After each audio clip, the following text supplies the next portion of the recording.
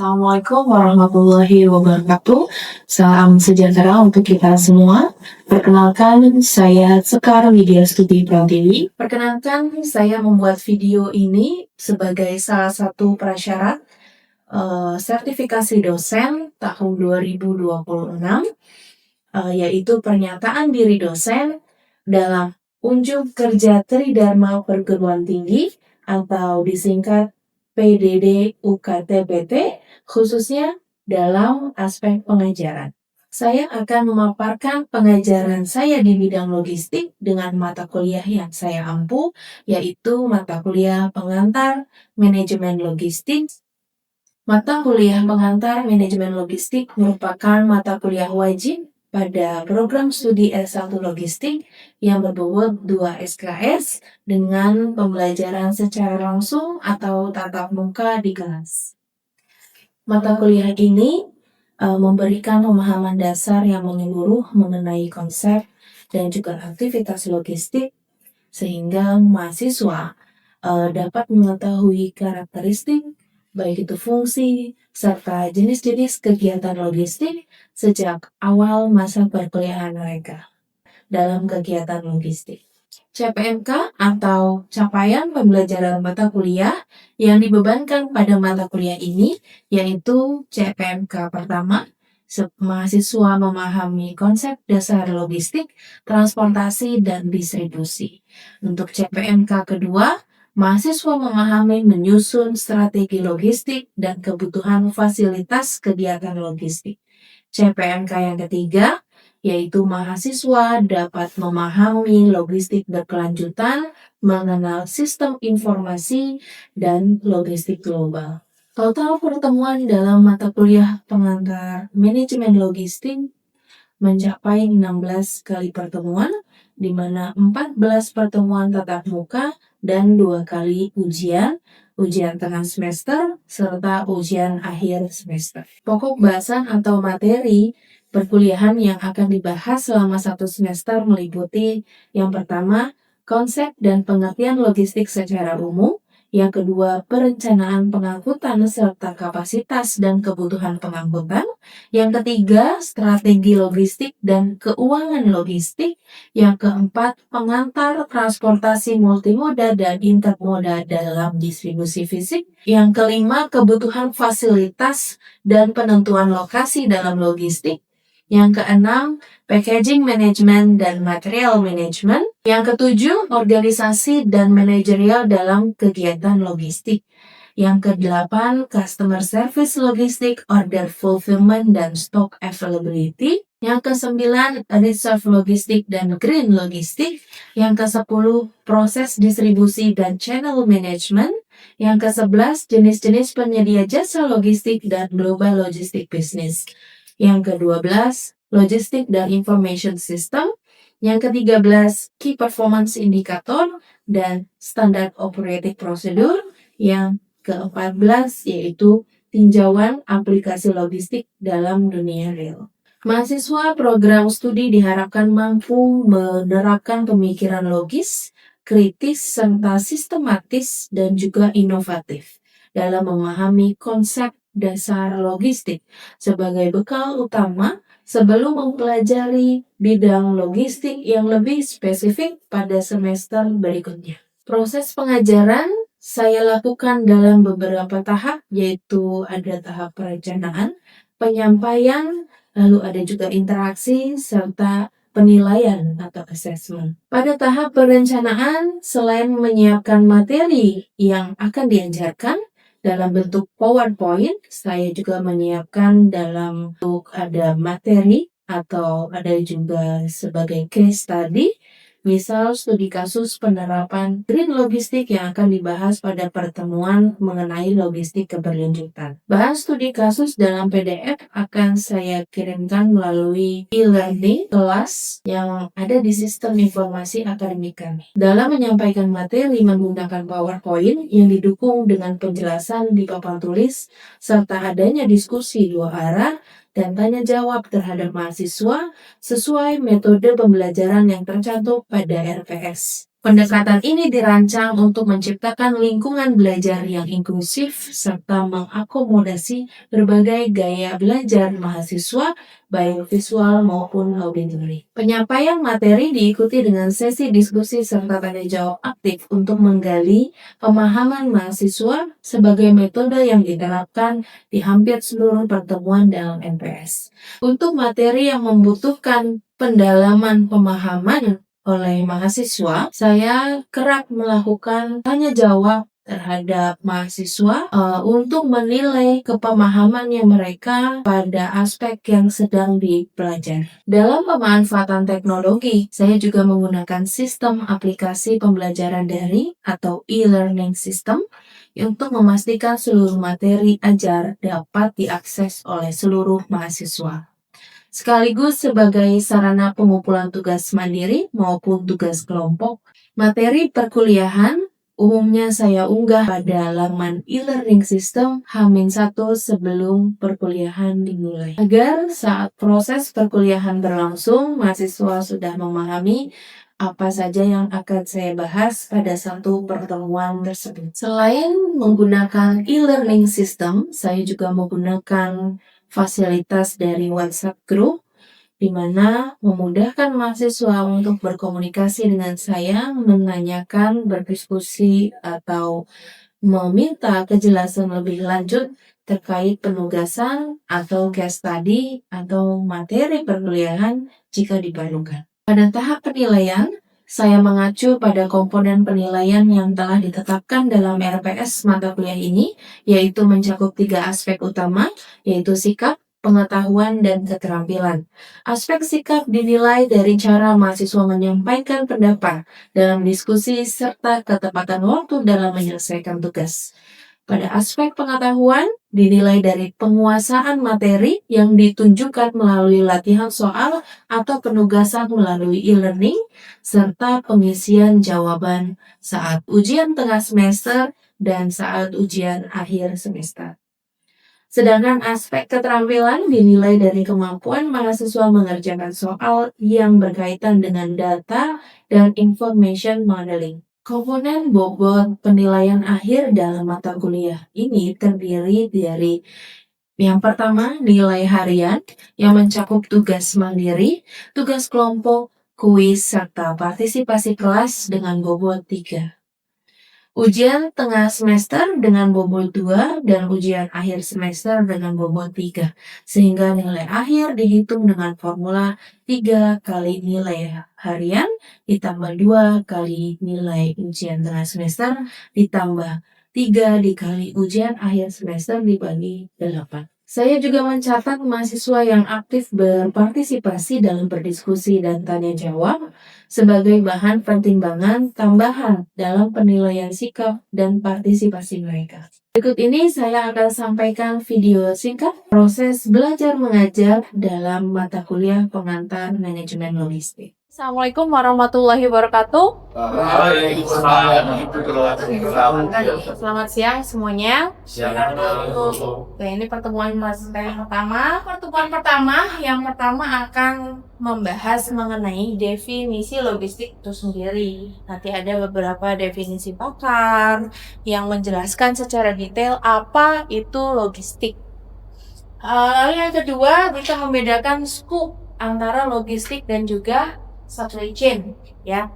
Lalu kita bahas mengenai aktivitas logistik dan akan ada tugas dan evaluasinya pada pertemuan yang pertama. Nah, kita masuk pada materi yang pertama, bahwa logistik merupakan denyut nadi pergerakan barang. Ya, apa sih maksudnya dengan denyut nadi? Tahu nggak kira-kira? Kenapa logistik menjadi denyut nadi? Ada yang tahu? Nah, apa sih peran denyut nadi dalam badan kalian? Atau detak jantung? Fungsinya untuk apa?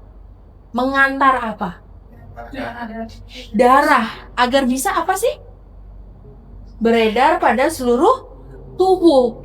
Jadi walaupun jantung kita ada di atas, jantung kita akan memastikan bahwa kaki kita akan mendapatkan darah. Nah, perannya sama seperti logistik.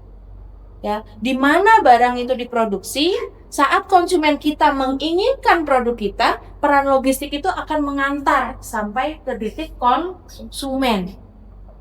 Itu yang dimaksud dengan denyut nadi pergerakan barang. Awal mula ilmu logistik itu berasal dari aktivitas kemiliteran. Ya. Jadi dulu pada zaman Perang Dunia Pertama, jenderal-jenderal perang memahami bahwa kita harus membuat persediaan. Itu dulu yang mereka pahami.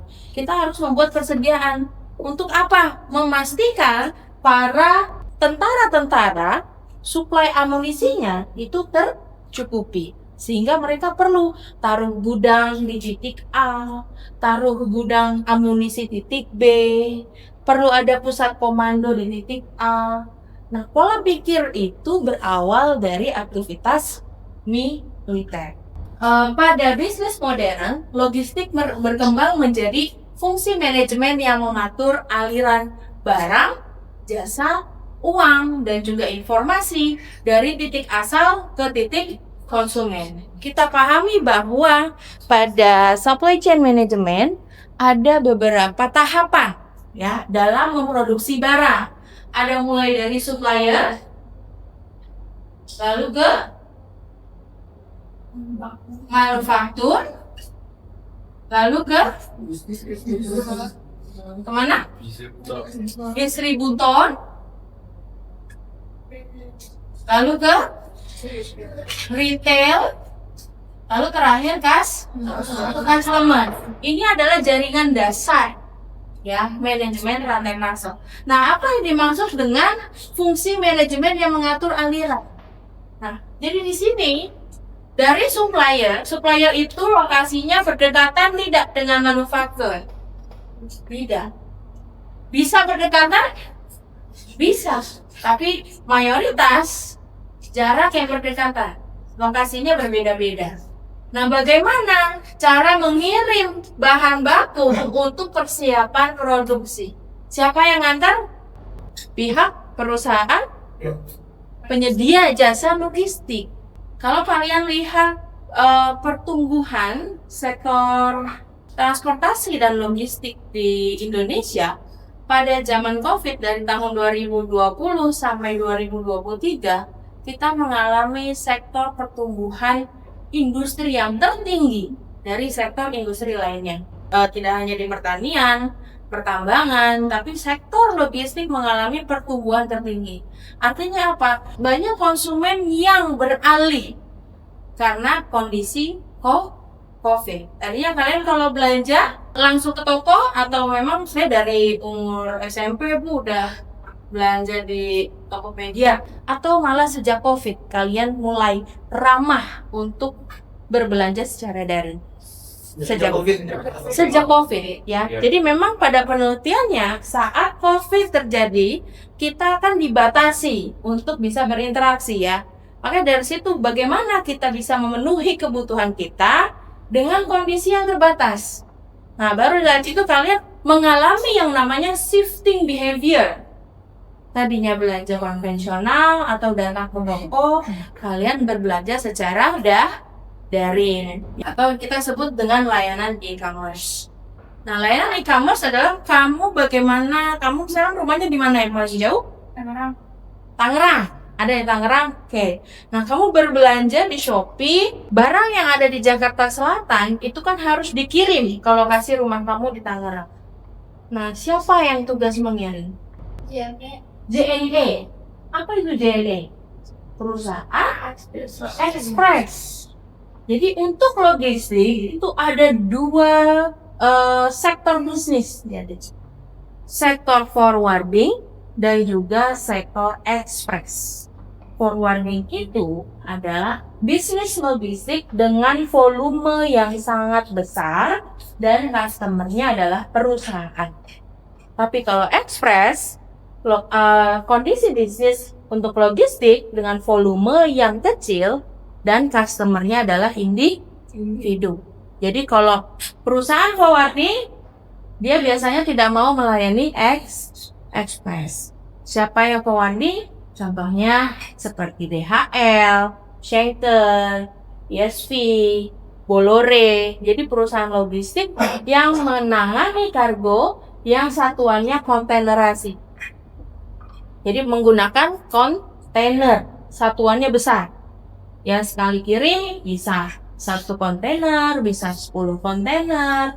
Ya, tapi kalau ekspres karena dia jumlah dan juga jenis barangnya kecil-kecil, ya harus diantar ke rumahnya konsumen masing-masing. Jadi nggak bisa kan kontainer masuk ke rumah kalian, nggak mungkin, ya. Jadi harus dengan penyedia jasa logistik yang memiliki moda transportasi yang cukup kecil agar bisa leluasa sampai ke rumah kalian. Nah, itu adalah layanan ekspres untuk mendukung aktivitas e-commerce. Lalu hingga distribusi bantuan kemanusiaan. Nah, kadang orang berpikir kan cuma mendistribusikan bantuan, gampang deh. Dari kita kumpulkan di ITL, kita distribusikan ke lokasi bencana.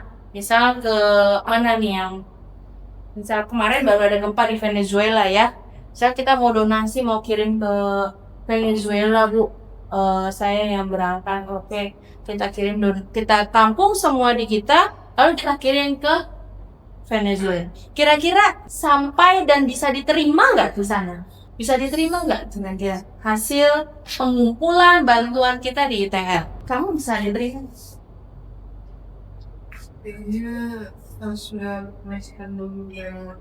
Betul. Ya, walaupun pengiriman untuk bantuan kemanusiaan, perilakunya ya atau treatmentnya itu sama seperti aktivitas ekspor maupun impor. Harus dicek. Proses penyaluran bantuan kemanusiaan juga memerlukan pengetahuan pada bidang logistik. Ini definisi logistik yang pertama, manajemen logistik merupakan bagian dari proses rantai pasok, ya, yang merencanakan, melaksanakan, dan mengendalikan aliran serta penyimpanan barang, jasa, dan juga informasi terkait secara efektif dan efisien dari titik asal ke titik konsumen untuk memenuhi kebutuhan dan pesanan pelanggan. Kalau kalian pahami di sini keywordnya adalah bagian dari proses rantai pasok. Jadi rantai pasok skupnya lebih luas atau lebih kecil? Lebih luas. Ya. Apa yang dimaksud dengan skup yang lebih luas? Atau kenapa logistik itu skupnya lebih kecil? Karena lebih ya, benar, bagian dari rantai pasok logistik. Apa yang membedakan sehingga logistik itu menurut kamu skupnya dia lebih kecil daripada rantai pasok? Peran dia di mana sih di rantai pasok? Di transportasi antar pihaknya, ya. Kayak misalkan di sini ada supplier, ada manufacturer, ada distributor, retail, dan customer. Nah, berarti kamu menginfokan adalah proses transportasi. Transportasi dari mananya? Dari supplier ke manufacturer. Di sini, kalau dari distributor ke retailer, masuk aktivitas logistik. Oke. Kalau dari retail ke customer, masuk aktivitas logistik. Berarti sama dong sama ini. Apa yang membedakan? Kan kalau logistik itu lebih ke bagian pengantaran dari B2B ke kita ke manajemen. Ya. Misal pengantaran dari distributor ke retailer. Ada pihak yang mengantar, ya. Ini disebut pihak logistik? Iya. Tapi apakah orang atau pihak yang bekerja di bidang logistik sektor ini sama dengan orang yang bekerja di sektor logistik di bidang ini? Beda. Betul. Itu yang dimaksud skupnya lebih kecil. Jadi pihak yang bertanggung jawab pada aktivitas logistik dari supplier ke manufacturer itu berbeda dengan orang yang bertanggung jawab atau bekerja dari pengantaran distributor ke retailer. Lalu supply chain-nya di mana? Supply chain-nya adalah keseluruhan jaringan. Jadi ada masalah ada supplier, orang atau posisi manajer SCM akan bertanggung jawab. Itu dia akan menghandle masalah itu. Kalau ada retailnya nih, misalkan penjualannya terus turun, manajer supply chain-nya wajib menangani ini, wajib. Dia akan bertanggung jawab bagaimana retail ini ke depannya. Apakah dibuat sebuah inovasi atau ya udah tutup aja. Jadi yang membedakan adalah pihak logistik itu berbeda-beda orangnya pada setiap sektor. Tapi kalau supply chain mereka menghandle keseluruhan jaringan. Di mana ada masalah di rantai pasok, maka pihak manajer supply chain wajib menghandle atau wajib menyelesaikan masalah yang ada. Kalau kalian ingat ada pengantar manajemen supply chain, ya di pengantar 1, di situ ada 3 arus utama dalam supply chain yang wajib diurus. Ya, apa arusnya yang pertama? Informasi. Yang kedua, produk. Yang ketiga, finansial. Ya, jadi dalam rantai pasok ada 3 arus utama yang wajib dijaga. Jadi kalau dalam rantai pasok saja dijaga, berarti pihak logistik wajib juga menjaga. Jadi jangan sampai arus informasinya terputus, jangan sampai produknya tidak sampai, dan jangan sampai pembayarannya terhambat. Jadi saat pihak supply chain menjaga, maka orang logistik pada setiap lini, ya di sini dan di sini, dia wajib menjaga 3 arus utama tersebut dalam memenuhi kebutuhan dan juga pesanan pelanggan. Nah, ini materi terakhir kita yaitu aktivitas utama dalam logistik. Ya, yang pertama ada customer service. Customer service di sini kalau di perusahaan pada umumnya kan memastikan customer mengeluhkan apa atau ada permintaan apa disampaikan ke perusahaan. Ya, atau kalau kita perlu informasi apa melalui CS kan seperti itu ya. Nah, kalau pihak logistik, customer service itu biasanya yang memegang atau bertanggung jawab terhadap satu konsumen. Misalkan PT Essence yang ada di Jatinegara. Ya, PT Essence dia adalah perusahaan yang menyediakan essence. Apa itu essence? Kalau bahasa lokal kita adalah biang. Perasa kalian pernah makan ciki kan? Di situ ada perasa barbecue, ada perasa rumput laut, ada perasa keju. Nah, PT Essence itu menyediakan biang atau essence yang membuat cita rasa seperti keju, seperti barbecue dan lain-lain. Setetes saja itu bisa menjadi produk yang cukup banyak ya, karena dia biang. Nah, PT Essence ini akan ditangani oleh satu customer set. Jadi seluruh shipment atau pengiriman dari PT Essence harus melalui satu customer service ini. Dia yang memastikan setiap kargo ditangani dengan baik, ada informasi real time. Jadi seluruh informasi mengenai proses distribusi akan dikelola oleh customer service. Dan orang operation yang bertanggung jawab untuk pelaksanaannya juga akan melaporkan kepada customer service.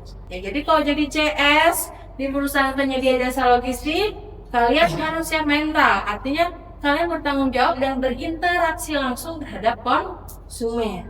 Tapi kalau sudah terpegang satu konsumen oleh kalian, misalkan Samsung atau MAP, sudah nyaman ya dilayani oleh kamu gitu ya, itu kamu punya nilai jual yang lebih pada perusahaan penyedia jasa logistik lainnya. Lalu ada demand forecasting, merencanakan kira-kira tahun depan, periode depan, atau bulan yang akan datang, kita perlu kapasitas berapa truk, kita perlu kapasitas gudang, apakah sudah cukup, atau kita perlu menambah lokasi gudang, atau bahkan kita harus menutup lokasi gudang.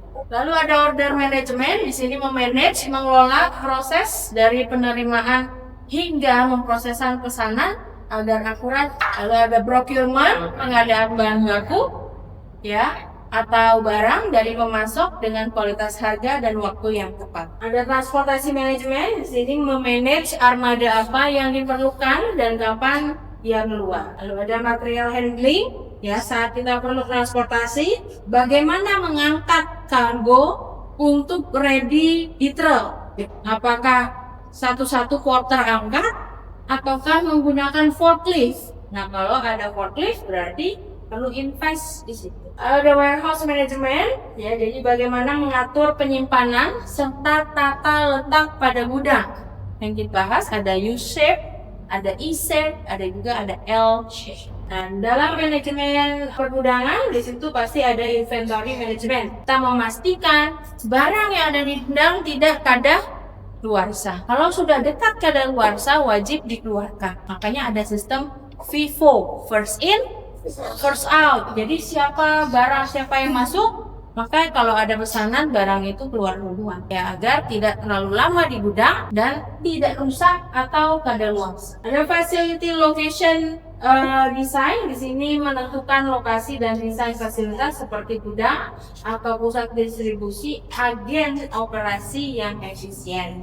Ada kemasan atau packaging, merencanakan kemasan yang melindungi produk sekaligus efisiensi secara biaya dan juga ruang logistik. Jadi kalau misalkan satu truk kita muat untuk 3 layer kemasan dus ukuran 20 x 30, maka kemasan itu harus menyesuaikan space tadi agar kalau dikirim itu truknya bisa terisi penuh, tidak ada space yang terbuang. Lalu ada international logistik, ya, mengelola aktivitas logistik lintas negara yang memerlukan dokumentasi impor dan ekspor. Untuk materi kita selesai sampai di sini. Ada pertanyaan, definisi logistik, lalu kita pahami juga aktivitas logistik. Untuk mengevaluasi pertemuan hari ini, ya, akan ada tugas mandiri yang sudah saya submit di LMS. Kalian silahkan